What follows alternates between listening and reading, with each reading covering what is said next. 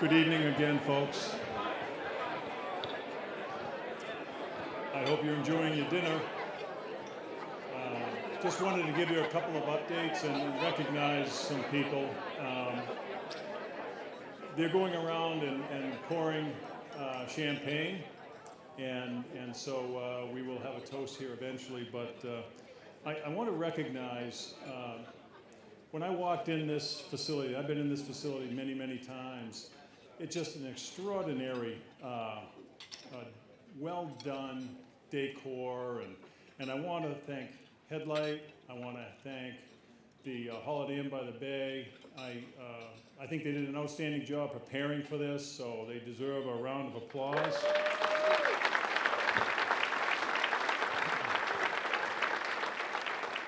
I also want to recognize the fact that there was a team that was within the chamber and some outside the chamber that organized this event tonight. And I can tell you the enthusiasm and the love that was poured into planning this event was immeasurable. And so all the chamber staff, the advocacy team, Joyce, you were part of that team as well, giving us the inside scoop. Yeah, I know, enough said about that, but I just want to thank the team that put this together, and Angie, I know you're here somewhere, but you know, another great job done.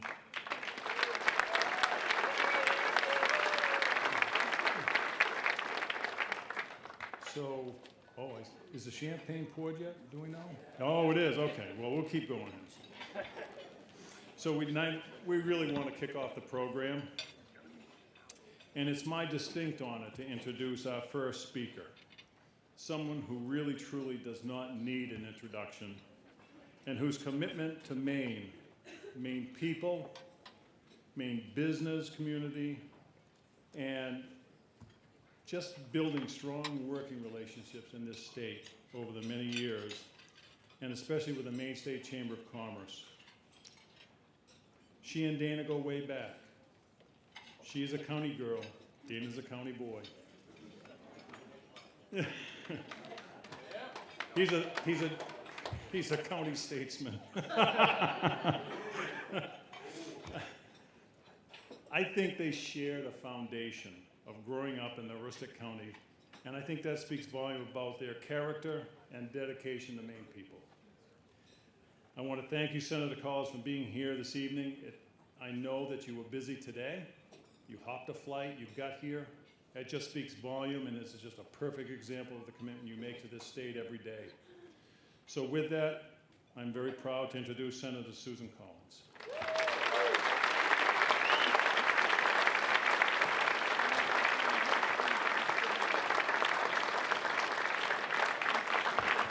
Thank you so much. Well, thank you. That is so nice. Thank you. Thank you, everyone. Thank you for such a warm welcome. Thank you. It's truly such an honor to be here tonight. Isn't it nice to be at an in-person event? And especially to honor someone whom we all truly love, Dana Connors. It's a great pleasure to join the chamber and people throughout our state as we thank Dana for his many years, a remarkable career of service to our state, to the business community, to the entire state of Maine. By my count, it's nearly 6 decades of service. And in addition to being an outstanding leader, Dana is also a cherished friend of mine and so many people in this room. I wasn't surprised to see the hundreds of people who have gathered here to honor and thank you, Dana. So I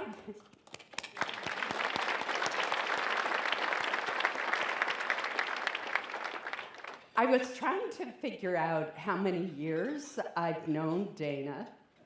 It's got to be more than 40, close to 50, I don't know. I first met Dana when I was working in Washington for Bill Cohen, and he was the city manager in Presque Isle. And we are both natives of Aroostook County, as Cliff pointed out, and I'm from Caribou, he's from Presque Isle. We're fierce rivals when it comes to basketball, but hey, when we're outside of the county, we're best friends. Actually, I suppose you're Easton to be technically accurate, but which I always try to be, of course. But there is that county bond. Years later, we served together in the cabinet of Jock McKernan when he was governor.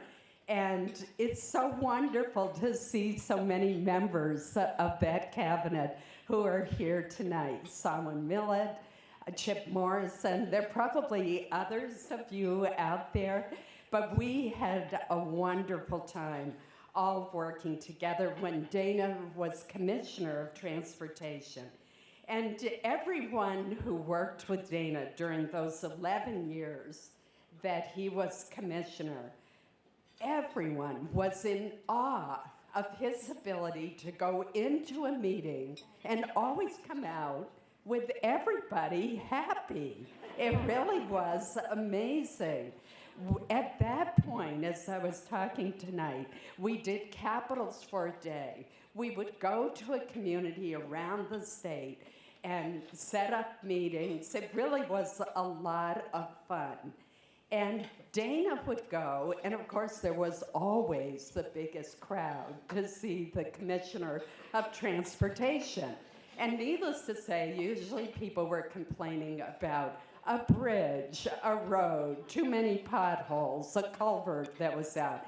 And somehow Dana would work his magic, and no matter how unhappy people were when they came into the meeting, they left with these huge smiles on their face.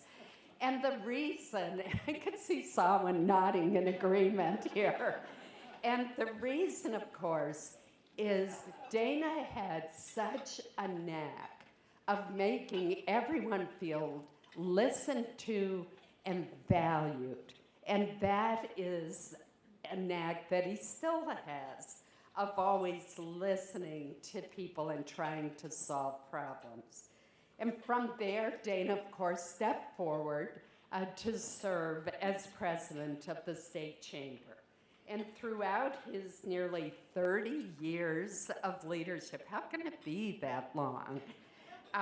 He has shown a deep understanding of the role of business in our state in creating opportunity for the people of Maine. And that really matters. He has a special appreciation for family-owned businesses, which I personally appreciate. And he's a staunch supporter of Maine's traditional industries, including farming and fishing and forestry. But he also is a champion of emerging industries such as advanced manufacturing and biotechnology. What motivates Dana is his love for our state, his belief in our communities, and his deep, genuine affection for the hardworking people of our state. He understands the importance of creating an environment that is conducive to small business, starting up, growing, and creating good jobs. Dana is passionate about ensuring that Mainers do have good jobs and are able to remain right here in the great state of Maine. And that has been his passion.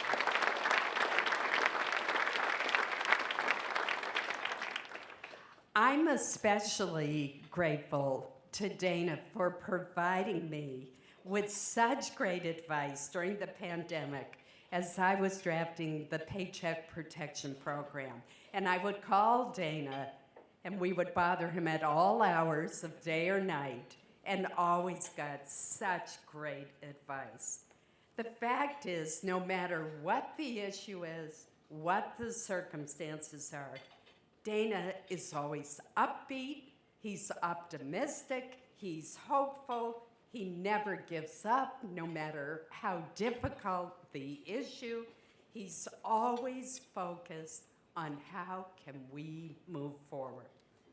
So there's one special memory of Dana that I want to share with you tonight. And it's not about his clothing, although I will get to that, don't worry. In 2016, Dana brought all 5 of Maine's senators, living senators, I guess I should say, United States senators together. So we had George Mitchell, Bill Cohen, Olympia Snow, Angus King, and me. And he put together this forum about public confidence in government and bipartisanship. And it is such a testament to the enduring relationships that Dana has built over the years that he could get all 5 of us to agree to come on the same night, at the same time, in the same place. Believe me, that never happens. Talk about herding cats. This was an example of that. But it is indicative of the relationships that Dana has built over the years and the friendships that he has with each of us. Honestly, I can't think of anyone else who could have pulled that off. But there's another part of the story that most people don't know that I want to tell you tonight because it says so much about Dana. At the time, my husband, Tom Daffrin, was teaching a course about political leadership at the University of Maine. And his students came to him and said, "Oh, they're going to be all 5 of Maine's senators on the same stage, and we really would like to go, but we can't afford that dinner. We can't afford to pay that." So my husband called up Dana and said, "They really want to come. They're studying political leadership. Is there anything we can do?" And Dana said instantly, "Yes, they can help staff the dinner. They can take the tickets. They can volunteer. They can help serve the meal." So the result was that all of those students were able to attend that forum tonight and hear 5 of Maine's senators talk about the issues. And I can't tell you how wonderful it was for them. They talked about it for so long. And I'm sure that it inspired some of them to get into public service. And that is so typical of Dana's generosity and his caring for the next generation. So yes, now I'm getting to the close. I know that you all thought that I was going to stand up here tonight and say how gorgeous Joyce's gown is. And indeed, it is stunning. But no tribute to Dana would be complete without a mention of his role as a fashion icon.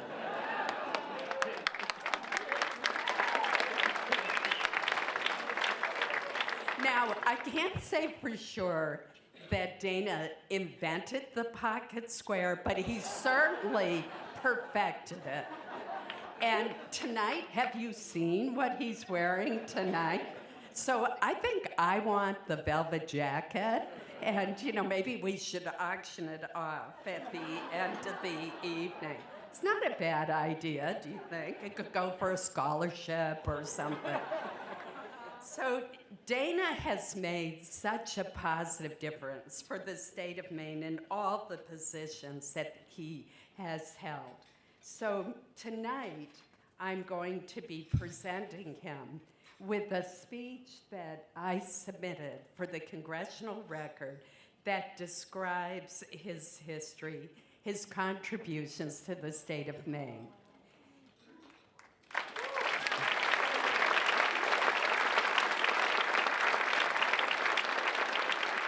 And let me tell you the significance of this.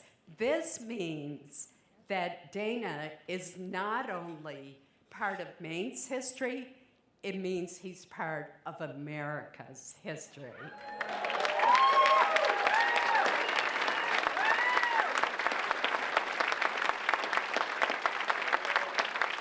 So now we get to the fun part, and I have a feeling this will be the first of many.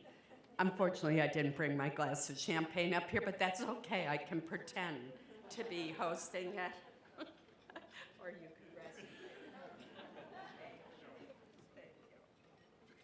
So I would ask you all to raise a glass for a toast to Dana. Dana, your legacy is that Maine is an even better place to live, to raise a family, to start a business, to create jobs. You have done so much, and I know there's yet another chapter to come. In the meantime, however, let's raise a toast to Dana to thank him for his many contributions to our great state. To Dana. Here, here. Thank you. Do I get to drink in front of all of you? Cheers. Thank you.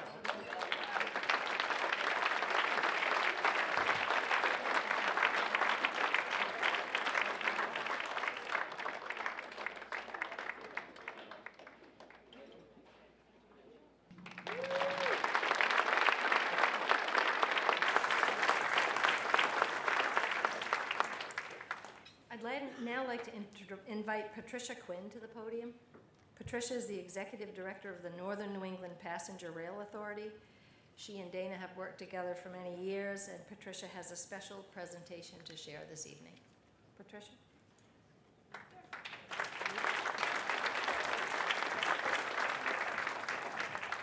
Thank you, and it's an honor to be here. And in addition to the many other accomplishments that you've heard about tonight, Dana played a very important role in his job as Commissioner of Transportation in helping to establish passenger rail service to and within the state of Maine. And since that time has served on the NEPR Board of Directors for more than 20 years.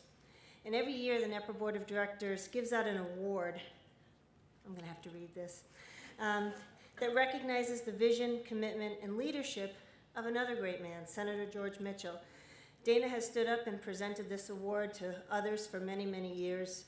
And this year, the staff and the board of the Northern New England Passenger Rail Authority would like to present Dana Connors with the George J. Mitchell Award.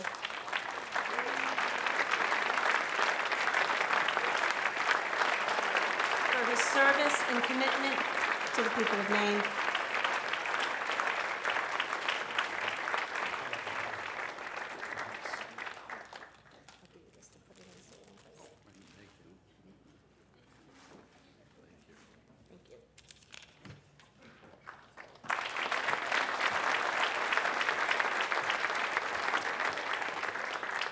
Did you come with a truck, or are you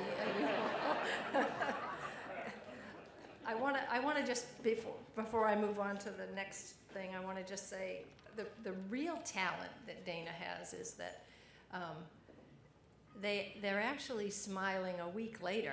So, you know, it's one thing to gather a group of people who have a bunch of complaints and they leave the meeting and they're smiling. If they're still smiling a week or two later, that's the key. That's the key. So I'm super excited to present our own video of Dana. I want to say this was a really big project. Many people wanted to be part of it, many more than we could have involved and had the video not be just 30 minutes, which is what it's going to be. So there are hours of unedited outtakes that now you're going to have time to watch, Dana. So before the video starts, I just want to forewarn you, there's probably a few surprises in here. get ready, this is going to be fun. And now, without further ado, please enjoy this tribute to Dana, which begins with a special message from Mike Bork of Mimic.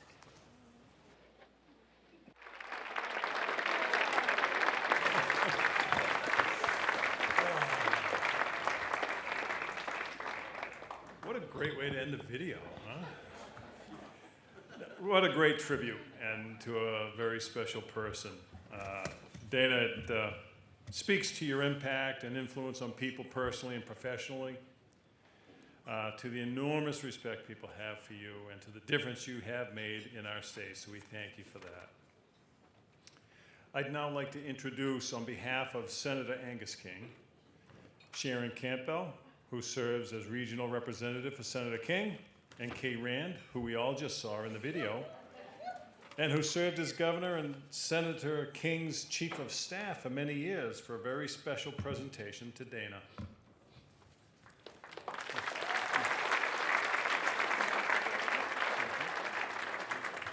Dana, I have to say, first off, thank you, Senator Collins. I'm gonna add you into this as county girls, and Kay and I are gonna talk about. I worked for Senator Snow before, so I've been almost 5 years doing this, and never have I heard Presque Isle or Aroostook County in a speech so many times anywhere, let alone Portland. So thank you. And in typical county fashion, I was supposed to start, and Sharon did. So, Angus, I used to work for Angus. Sharon still does. But more important than being Angus's envoys tonight, we are county girls paying tribute to a county boy. Angus bought me a plaque that is now in my bathroom. It used to be in my office, that said, you can take the girl out of the county, but you can't take the county out of the girl. And there's a lot of county left in Dana Connors. I think you've heard all about it. It's his integrity, his resiliency, his stick-to-itiveness, a lot of things. We weep at the Waltons. There's a lot of things that we have in common. And it's one of the best parts of you, Dana Connors. So I'm going to let Sharon talk about what tribute Angus wants to pay to you. Yes, well, and as consistency seems to be the theme. You're very consistent throughout your career. And as Senator Collins noted, she had done a congressional record, as did Senator King. So what's better than 1, 2? So we're going to read that just quickly, because we know we're keeping people from dancing, and that's never a good thing. So this also was read into the congressional record as a tribute to Dana Connors, and is, again, as Senator Collins mentioned, forever in the books. So I'm going to start, and Kay will finish up. Mr. President, I rise today to honor the career of one of Maine's most dedicated, respected leaders, Dana Connors. Dana is part of the fabric of Maine, and it is almost impossible to concisely recognize the impact that he's had on our state. Dana, a proud native of Aroostook County, started his career as a municipal manager in Presque Isle after graduating from the University of Maine. Here, he served as a city manager for 16 years, where he built a reputation as an advocate for common sense, a consensus builder, and a good listener. His exceptional ability to put a fine point on issues and present a case for the greater good brought him to state government, where he served as Maine's Commissioner of the Department of Transportation under both a Democratic and Republican governor, a true testament to his bipartisan values. In the time I've known him, it has always been clear that Dana served the people, not any party. It is due to this unimpeachable dedication that people have always trusted him implicitly. I am one of those people. And when I was lucky enough to serve as governor of the great state of Maine, Dana was my first and only choice to be my transition director. Shortly after, in 1994, he became president of the Maine State Chamber of Commerce, where he has served our business community admirably for nearly 30 years. It is here at the Chamber where perhaps he has left his largest legacy. There has never been a greater advocate for Maine's businesses, and his legacy will continue to echo throughout our state for generations. Because of Dana, thousands of Maine businesses have been able to thrive, employ hardworking Maine people, and make our state the greatest in the nation. While his retirement will undoubtedly leave a large void in the business community, Dana has instilled the same work ethic and understanding of the needs of Maine businesses in his team. They will continue Dana's legacy and ensure the growing success of the state that Dana devoted his career to. Dana has made the Maine State Chamber a shining example of professionalism. His instincts and his fashion sense may be a hard act to follow, but his ability to lead always includes a path for others to succeed. Thank you, Dana, for your friendship, your leadership, and your dedication to public service. Maine is better for it. And in typical Angus King fashion, he adds a postscript that says some of this is actually true.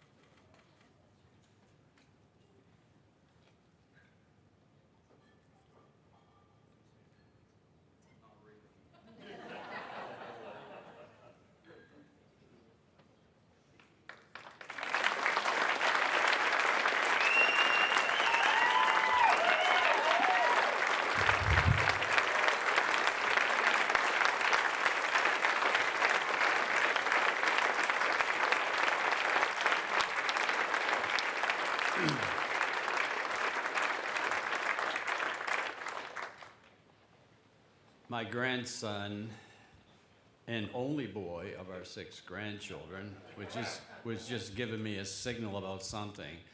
So Parker, when you stand up, I want them to meet the CEO president of the State Chamber of Commerce in about 20 years.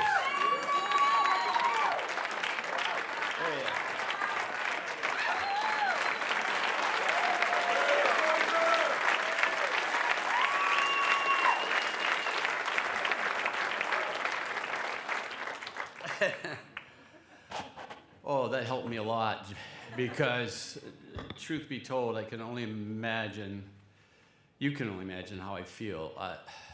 I'm speechless, and that's on top of people telling me I'm gabby a lot, right, Mark?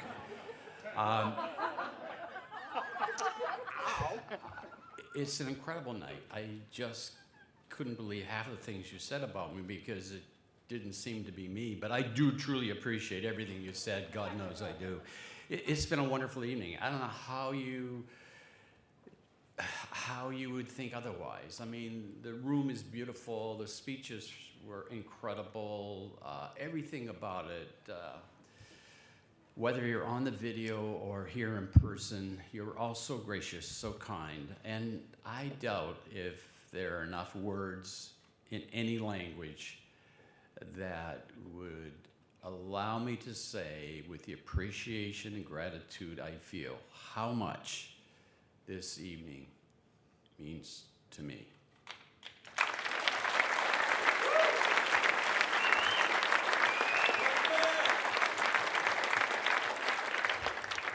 I think in the last couple of months, I have been amazed at the amount of tribute and graciousness that have been afforded me, and the difficulty I had them, I'm going to have this evening, because I am an emotionally weak person. And you've been witness to that in the past, and I'm going to fight hard to hold it together. And it's because I hate saying goodbye. I said it on the film, and it's true. Particularly when you have had the opportunity that I've had for 57 years, almost 6 decades, as they say. And to have all 3 positions be as wonderful, as fulfilling as I've had. Yeah, I'm born under a lucky star. There's no question to that. Oh, what a night. You know what? That reminds me of something that's going to help me move from, it's going to help me move from sadness into an embarrassment. But I have to tell you, one of the annoying habits that my family has told me that I have, and I think Greg, Chris, and Joyce know exactly where I'm going with this, is that when my boys were younger and at the house before they took off, and Joyce has experienced this, It didn't matter what was said. For some reason, I could relate it to a song. And I would not necessarily on tune, and not necessarily with the right lyrics, but nevertheless, it didn't matter. I would sing it. And it became, I said annoying, it became very annoying. How did I know that? Well, my oldest son, Greg, made it very clear why it was annoying. He would say, Dad, do you have to do that all the time? Everything I say doesn't have a song relationship. That really is annoying, Dad. Well, Chris, my other son, I know felt it, but he's one of those people that won't say anything because he doesn't really want to hurt your feelings. Joyce didn't say anything either, but you've heard the term, a picture is worth 1,000 words. But it didn't stop me. And you know what? It's not going to stop me tonight either. Now, you can blame this on my dad because the film was accurate. Sue and I had wonderful parents. And my dad gave me advice when I started into city management because he saw that I had all these kinds of interests. And he probably saw something else too, because what he said to me was, Dana, you're going to try a lot of things in your life because you've already I've been witness to those efforts. Please know, you don't have to be good to enjoy it. What would you think if your father said that to you? It's never stopped me. And I'm trying to get up the nerve to pursue it tonight. And the word that I said accidentally was the song. And the song was Frankie Valli, The Four Seasons. And it was done, trust me, you're not going to recognize it. It was done in 75 to something very special to him that occurred in 63. Oh, it was, because that's in the lyrics. And oh my God, here it goes.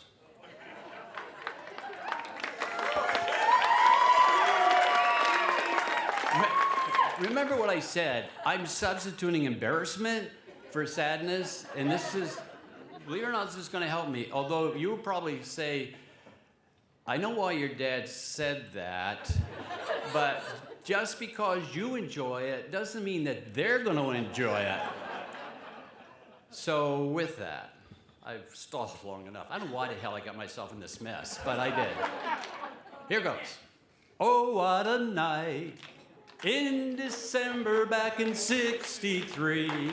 What a special time for me. I remember what a night. No.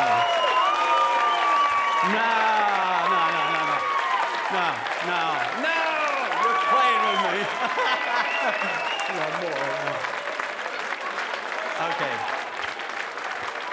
Well, like I said, I substituted embarrassment for sadness, and I've revealed way too much, and you are way too kind. I didn't believe a freaking word you did in that class. But let me say this. Even though I'd ask you to forget about the means in which it was delivered, the message is spot on. Oh my God, this is a very special time for me. This was an oh, what a night event. You do not know how much you have honored me. You know, I think in life, I've read this somewhere, that some of the most beautiful things that we experience are associated with memories and moments. And tonight, in this moment, you have given me memories that will be with me forever. I also know that this, to me, it's like one of those dreams you have, almost a surreal experience, out-of-body experience, in which that it's a dream that you hope you're afraid you might wake up and find that it's not real. But I am awake. It is real. you exaggerated many of the tributes that you gave to me, but I can't thank you enough. But I also know I'm smart enough to know that no one should stand before you and receive the type of gratitude and tribute that you have given me tonight without recognizing that none of us achieved the things you said without other people along the way. And tonight, I don't want it to be a night of sadness. I want it to be a night of appreciation for me to all of you and to others who may not have been able to be with us tonight, because it is so important. It's the reason I can stand before you and accept that, realizing that so many people have contributed. You know, when I think of my board of directors, calling a city council or governors or my board of directors now, they've been incredible supporters. They have stood by me when the road was bumpy. And when you've been in a job like this, high profile for almost 30 years, you do have bumps in the road. And never once did they ever question or judgment or show it, I should say. They assumed and encouraged you to take risks because rewards don't come without assuming some risk. And even if it didn't quite meet the expectation you set out, they were there to say, yeah, there's still value because you learn from it, and it's true. So the board of directors that I've had have been incredible. I tell this every year, that it's amazing when we change officers, as we have, you've just heard from Cliff to Luann, how we always seem to have the right chair of the board for the times that we're in, the challenges that we meet. It's a remarkable thing. But State Chamber of Commerce, in my almost 30 years, have experienced that. And staff, the interview was right. Anybody who thinks they can do a job like that by themselves has got something to learn very fast. And I have always had and continued to have a staff, a team, it's a family. We squabble, but we work hard and we get the job done, and my team is amazing.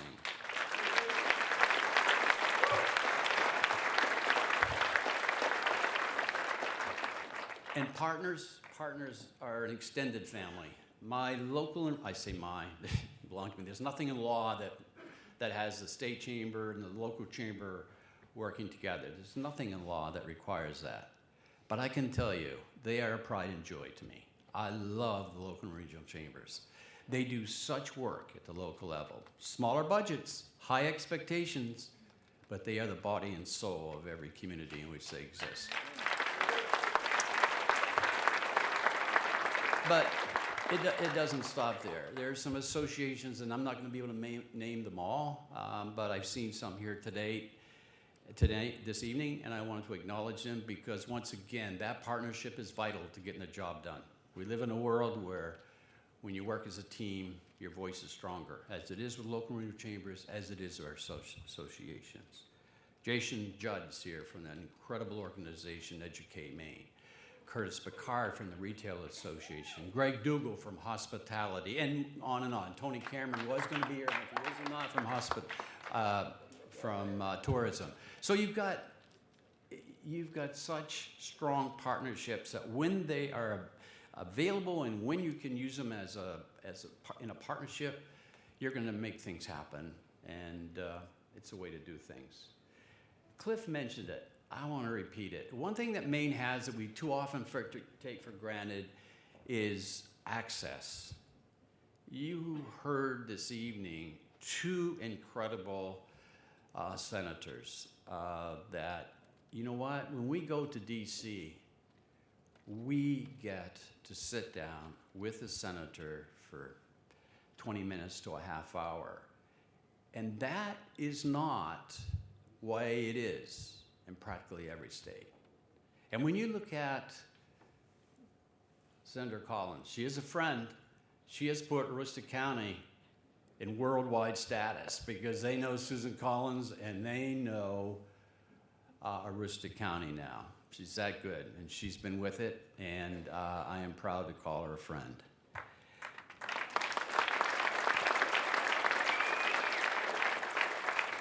I was proud to be on Angus's transition team. It was a surprise for the reason you saw in the video. He used to clean my clock every time I was on main watch.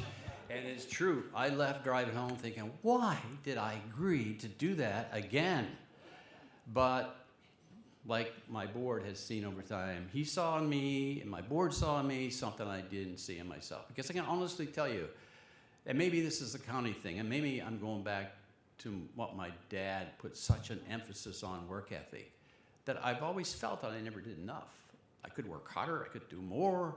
I'd wake up at 3 o'clock, as Joyce will tell you, scratch me, why the hell did I say that? Probably this night I'll say, why the hell did I sing to this group? But, or I should say, try to sing to that group. But I don't take that, it's probably an insecurity, but I don't take it that way because it's really generated me to do more and try harder, and there's not a thing wrong with that. And I have to focus on my family because nobody is richer than I am when it comes to my family. Joyce and I, my incredible wife, my wonderful wife and beautiful wife tonight, is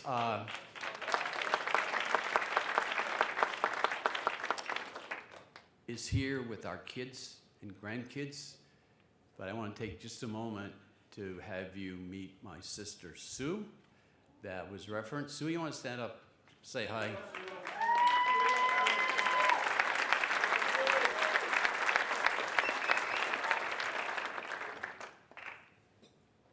Everyone should have a sister like Sue. If you have parents, and my mom, after my dad passed away, moved to live with Sue. Sue took after Mom as being a caretaker, and she took care of Mom until she passed away at 94. And a great sister, a wonderful daughter, and was a jewel to my parents. She used to remind me all the time that Dad favored her over me. But I've gotten over that. Yeah. The other person I want to introduce you to is, everybody has favorite cousins. My favorite cousin is here, is Linda, and she has with her husband Rob, Linda and Rob Brown. Linda.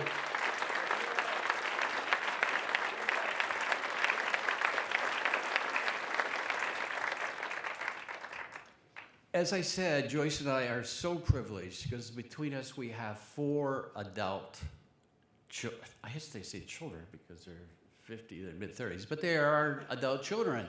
And as parents, kids never grow up. They still stay the same. We still feel like we need to parent them. But they are incredible individuals, and we love them to death. Chris flew in from California, Los Angeles.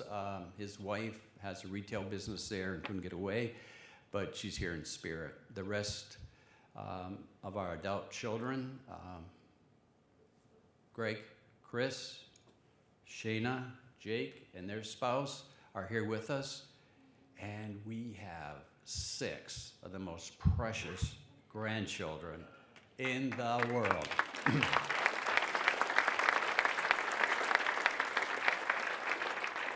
The truth of the matter is, every grandparent in this room will understand completely what I'm going to say, is that before I was a grandparent, when people would say, boy, it's wonderful being a grandparent, I'd say, yeah, I'm sure that it is. Until I became one, and it is. It's a love you can't read about in books. You just have to feel it, and when you do, you know it. It's the most precious, purest love there is in the world, and it's like well, I'm assuming anybody who takes drugs, it's like a drug. You can't get enough of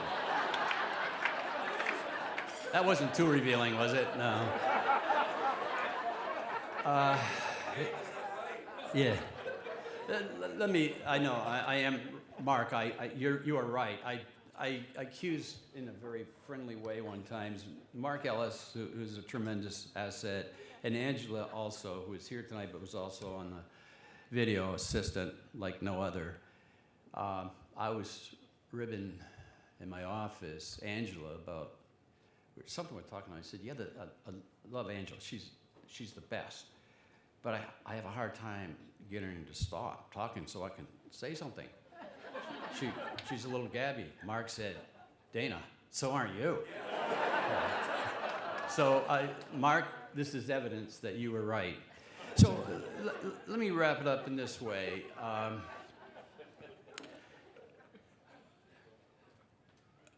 My dad gave us the work ethic that we spoke of, as well as that advice that you don't have to be good to enjoy something.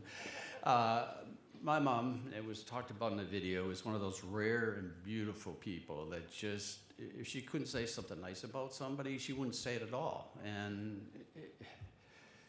she was the most positive person. It was kind of like what Alex Haley said in the book Roots, find the good and praise it, because while she didn't coin that phrase, she lived by it.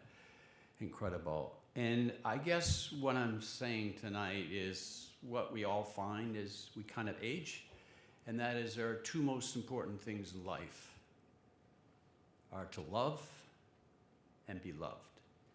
And you have certainly shown me a lot of love this evening. And I hope you know, I throw it right back at you because I love you as well. I couldn't be standing here without you, and that is a commitment to love. Again, the final word is this. In the course of 3 jobs spanning almost 60 years, you come to know the meaning of this phrase. Time moves slowly and passes quickly. It is so true because it just seems like yesterday that at 23, I was the youngest city manager in the country. Today, at almost 80, I'm the oldest president and CEO of the State Chamber of Commerce. And it seems like it was yesterday when I was the younger version. But I know I'm not so old because my wife reminds me frequently, Dana, you act like a 14-year-old. So that's the evidence. Again, maybe time moves slowly and passes quickly, but what you have given me tonight is a fix in time. Time stands still, because I'm going to remember this for the rest of my life. And believe it or not, I didn't tear up once. That singing helped me.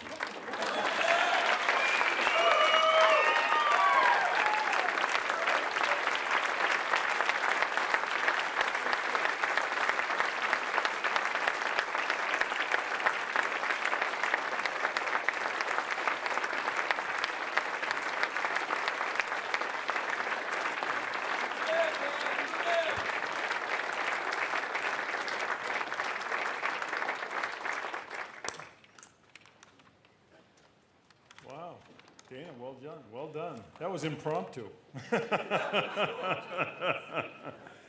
It's been just a great honor to work with you, Dana. Also get to know you as a friend. It's been a privilege to pay tribute to you tonight. I think we've all enjoyed that, and we've all been part of it. We've also witnessed so much gratitude and respect and fellowship here tonight on your behalf. All for your remarkable years of service to Maine and the commitment to Maine people. So from all of us here tonight, we thank you for all you've done and represented. We trust you'll continue, and we're anxious to see your next chapter. We know you'll keep busy, dress sharply, and stay in touch. So with that, the most important, second most important part of this evening, we're ready for the evening of music and dancing with the Waiters.